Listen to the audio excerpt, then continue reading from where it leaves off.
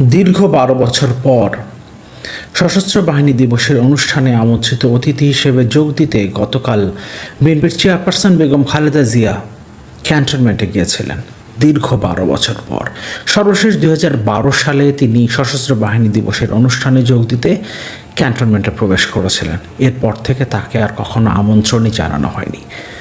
এরও ২ বছর আগে ২০১০ সালের এই নভেম্বর মাসেই বেগম খালেদা জিয়াকে তার ক্যান্টনমেন্টের বাড়ি থেকে উৎখাত করা হয়।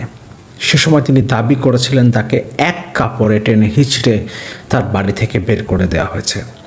সেদিনই তিনি একটা সংবাদ সম্মেলন করেছিলেন এবং ক্যান্টনমেন্টে তার সাথে কী ঘটেছে তার বিস্তারিত জানিয়েছিলেন। ২০১০ থেকে ২০২৪ এই ১৪ বছরে, বিশেষ করে ২০১৪ সালের পর থেকে বাংলাদেশে একটা একনায়কতান্ত্রিক স্বৈরাচারী শাসন ব্যবস্থা প্রতিষ্ঠিত হয়েছিল।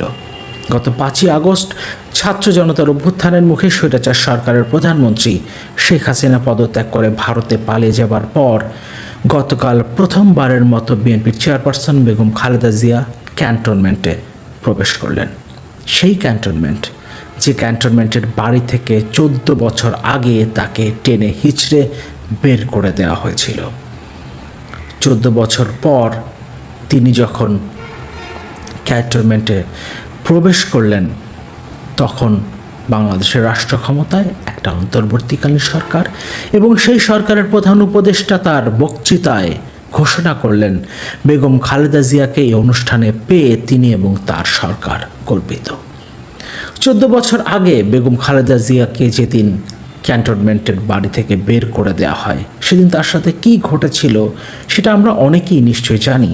তারপরও আমরা সেই সময়টা ফিরে দেখার চেষ্টা করব এবং ১৪ বছর পর ডক্টর মোহাম্মদ ইউনূস সরকারের বেগম খালেদা জিয়ার প্রতি অ্যাটিটিউড কী এবং ডক্টর মোহাম্মদ ইউনূসের বক্তৃতার নেপথ্যে কী ছিল, এখানে কিসের ইঙ্গিত ছিল, সেটা আমরা বোঝার চেষ্টা করব। ১৪ বছর আগে বেগম খালেদা জিয়াকে যেদিন ক্যান্টনমেন্টের বাড়ি থেকে উৎখাত করা হয়, সেদিন তিনি একটা সংবাদ সম্মেলন করেছিলেন। সেখানে তিনি বলেছিলেন তাকে এক কাপড়ে জোর করে সেনানিবাসের বাড়ি থেকে বের করে দেওয়া হয়েছে।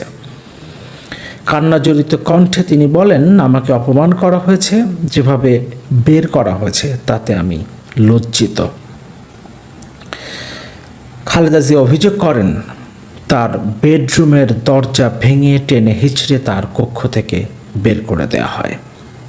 তিনি কাঁদতে কাঁদতে বলেন, আমাকে আজ সারাদিন যে অবস্থায় রাখা হয়েছে তা বলতে পারছি না। সারাটা দিন আমি কিছু খেতে পারিনি।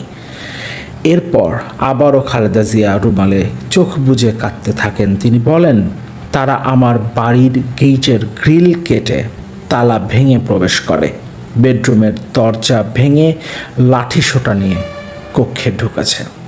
১৪ বছর পর তিনি যখন আবারও ক্যান্টনমেন্টে প্রবেশ করলেন সশস্ত্র বাহিনী দিবসের সংবর্ধনা অনুষ্ঠানে অংশ নিতে, সেদিন অন্তর্বর্তীকালীন সরকারের প্রধান উপদেষ্টা তার বক্তৃতায় বলছেন, খালেদা জিয়াকে আনতে পেরে আমরা গর্বিত। শহীদ রাষ্ট্রপতি জিয়াউর রহমানের স্ত্রী বেগম খালেদা জিয়া এখানে এসেছেন। একযোগ তিনি আসার সুযোগ পাননি, আমরা গর্বিত এই সুযোগ দিতে পেরে। দীর্ঘদিনের অসুস্থতা সত্ত্বেও বিশেষ দিনে সবার সঙ্গে শরিক হওয়ার জন্য আপনাকে আবারও ধন্যবাদ। আপনার আশু রোগ মুক্তি কামনা করছি। ডক্টর মোহাম্মদ ইউনূস তার এই বক্তৃতায় আরও বেশ কিছু গুরুত্বপূর্ণ কথা বলেছেন, যেটা বেশ ইঙ্গিতপূর্ণ। সেই আলোচনায় যাব। তার আগে একটা বিষয়ে কথা বলা দরকার। গত 15.5 বছরে আমরা রাজনৈতিক শিষ্টাচার, বিনয়, এই বিষয়গুলো ভুলেই গেছি। যেভাবে বিরোধী দলের উপরে আক্রমণ করা হয়েছে, ব্যক্তিগত আক্রমণ করা হয়েছে, ব্যক্তিগত আক্রোশ চরিতার্থ করা হয়েছে, তাতে রাজনৈতিক শিষ্টাচার বলে কোনো কিছু বাংলাদেশের রাজনীতিতে আর অবশিষ্ট ছিল না। কিন্তু ডক্টর মোহাম্মদ ইউনূস তার বক্তৃতায় একজন বয়োজ্যেষ্ঠ রাজনৈতিক নেত্রীর প্রতি সম্মান প্রদর্শন করে আবারও বাংলাদেশের রাজনীতিতে রাজনৈতিক শিষ্টাচারের পরিচয় দিলেন, বিনয়ের পরিচয় দিলেন। শুধুমাত্র ডক্টর মোহাম্মদ ইউনূস নন, যে তিনজন ছাত্রনেতা মাহফুজ আলম, নাহিদ ইসলাম এবং আসিফ মাহমুদ, তারাও বেগম খালেদা জিয়ার সাথে সাক্ষাৎ করেছেন, কুশল বিনিময় করেছেন এবং তারাও এটা করেছেন অত্যন্ত বিনয়ের সাথে, রাজনৈতিক শিষ্টাচার মেনে। কিন্তু বিএনপির সাথে কি অন্তর্বর্তীকালীন সরকারের কিংবা ছাত্র নেতাদের সুসম্পর্ক রয়েছে? তাদের মধ্যে কি টানাপোড়েন নেই? নির্বাচন কবে দেবে অন্তর্বর্তীকালীন সরকার? নির্বাচনের রোডম্যাপ কেন তারা ঘোষণা করছে না? এই ইস্যুতে সরকারের সাথে তো বিএনপি টানাপোড়েন চলছে, কথার যুদ্ধ চলছে। রাজনৈতিক দল নিষিদ্ধের ইস্যুতে, বিশেষ করে আওয়ামী লীগ নিষিদ্ধের ইস্যুতে পুরো দায় অন্তর্বর্তীকালীন সরকার বিএনপির উপরে চাপিয়ে দেবার চেষ্টা করেছে, কিন্তু বিএনপি সেটা গ্রহণ করেনি। এখানেও তাদের মধ্যে এক ধরনের টানাপোড়েন রয়েছে। ছাত্রনেতারা সরাসরি বিএনপিকে আক্রমণ করে ঘোষণা করেছে, যদি তারা আওয়ামী লীগকে পুনর্বাসন করতে চায় তাহলে তাদেরকেও প্রতিহত করা হবে।